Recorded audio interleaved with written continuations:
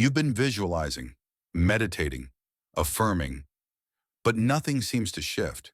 And deep down, you've asked yourself the question you're almost afraid to admit out loud. Why isn't it working? What am I missing? Here's the shocking truth that almost no one will tell you. Quantum manifestation doesn't work when you're trying to force it. And that one insight, if you let it land, could change everything about the way you create your reality. Because the universe doesn't respond to effort. It doesn't respond to how many vision boards you have or how many affirmations you repeat before bed. It responds to one thing only: frequency.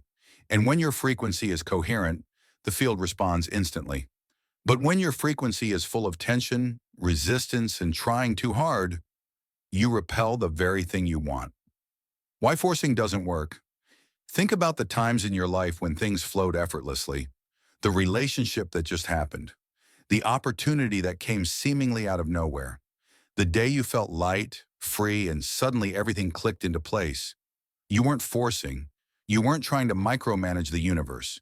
You were open, receptive, in flow. Now compare that to the times you've been desperate, pushing, trying to control every detail. How did that feel? Heavy, exhausting, and ironically, nothing moved. That's because forcing is rooted in lack, and the quantum field does not give you what you want. It gives you what you are. The science of coherence, quantum manifestation, is not wishful thinking. It's not magic. Dr. Joe Dispenza describes it this way: the quantum field is a mirror of coherence. Your heart and mind must be broadcasting the same frequency. When you're affirming, "I am abundant," but your body feels tight with fear, your subconscious signal is, "I don't have enough." The field picks that up. Neville Goddard said, "Feeling is the secret, not thinking, not forcing, feeling." And Abraham Hicks put it even more directly: you cannot be a vibrational match to abundance while noticing the lack of it. The common thread? Coherence. When thought and feeling line up, the field reorganizes instantly. The hidden addiction to forcing. But here's the part no one talks about. Most of us are addicted to forcing. We were raised in a culture that worships effort. Work harder. Push through. Grind until it happens. So when it comes to manifestation, we bring that same mindset. We force our meditations. We force visualizations. We try to make the quantum field obey us. But the field is not manipulated, it is matched. And as long as you're in a state of forcing, you're broadcasting lack, and you will keep looping the same reality. The power of non-resistance. Non-resistance doesn't mean passivity. It doesn't mean you stop taking action. It means you stop pushing against what is. Because what you resist persists. Every time you fight your current reality, you strengthen it. Every time you obsess over the absence of your desire, you make that absence more real. The shift is subtle but life-changing. Instead of fighting reality, you feel into the frequency of the version of you where it's already done. Not in the future. Not someday now. Already mine. Why effortless states work? Faster think about falling asleep. The harder you try, the more awake you become. Manifestation works the same way. When you relax, surrender, and embody the state of already done, the quantum field responds instantly. When you stop forcing, reality flows to meet you. And the strangest part? When you finally stop trying so hard, you realize the field has been waiting for you to let go all along. How the subconscious shapes reality. Your subconscious mind is broadcasting 24/7. Not what you want, not what you say, but what you feel. If deep down you feel unworthy, the signal is, "I don't deserve it." And the quantum field mirrors that. If deep down you feel safe, worthy, abundant, the field reorganizes around that signal. So forcing doesn't just waste energy, it actually amplifies the subconscious signal of, "I don't have it yet."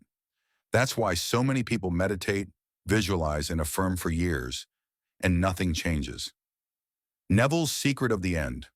Neville Goddard gave the most radical solution. Live from the end. Don't visualize to get. Visualize because it's already yours. Don't pray for it. Pray from it. When you enter the state of the wish fulfilled and dwell there long enough that it feels natural, the bridge of incidents unfolds, and your outer world has no choice but to catch up. Abraham Hicks and the frequency of ease. Abraham Hicks taught the art of ease. They said, when you release resistance, the vortex delivers instantly.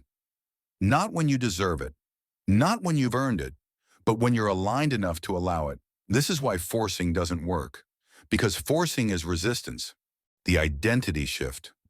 You don't manifest what you want, you manifest what you are. If you're still trying to get there, you're affirming, I'm not there yet. The key is to shift identity from the person who wants it to the person who already has it. It's not about faking it. It's about embodying it so deeply that your subconscious believes it. And once the subconscious shifts, the field must reflect it. The frequency of already mine. This is the deepest secret, the frequency of already mine. It's not an affirmation. It's not an idea. It's a state of being.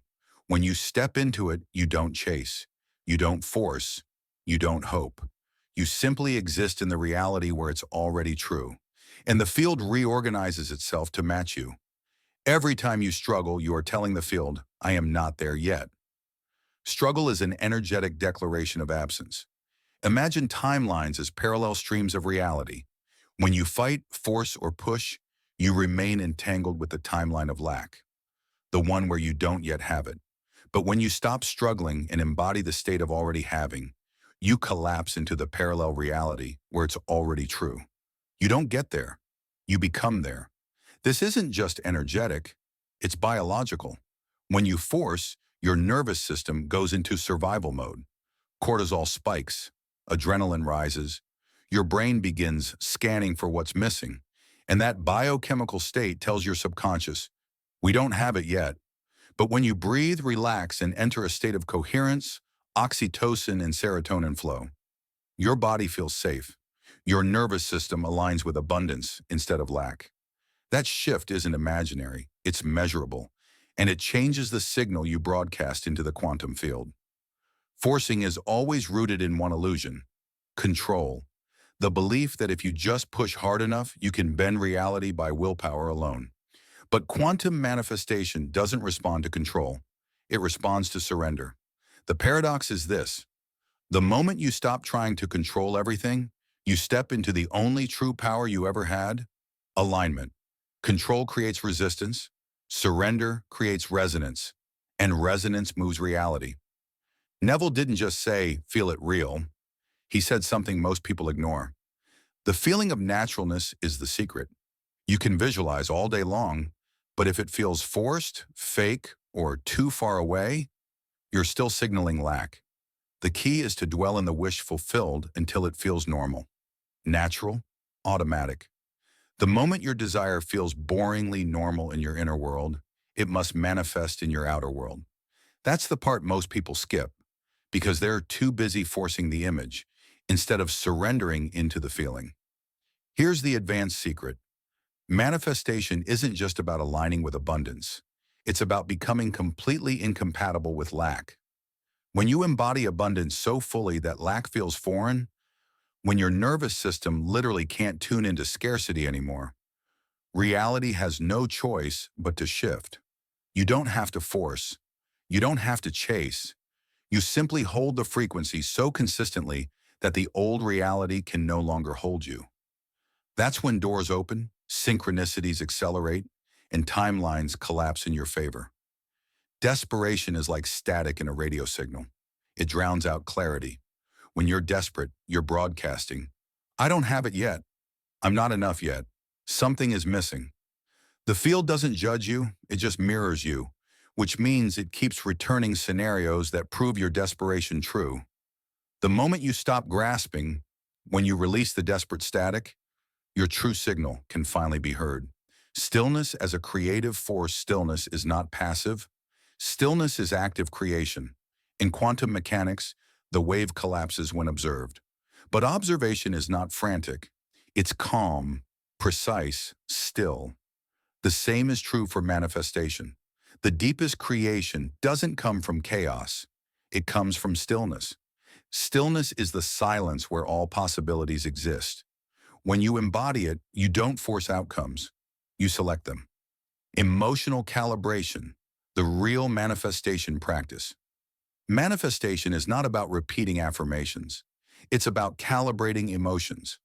Ask yourself, what would it feel like to be the version of me that already has it? Is it relief? Is it joy? Is it deep gratitude?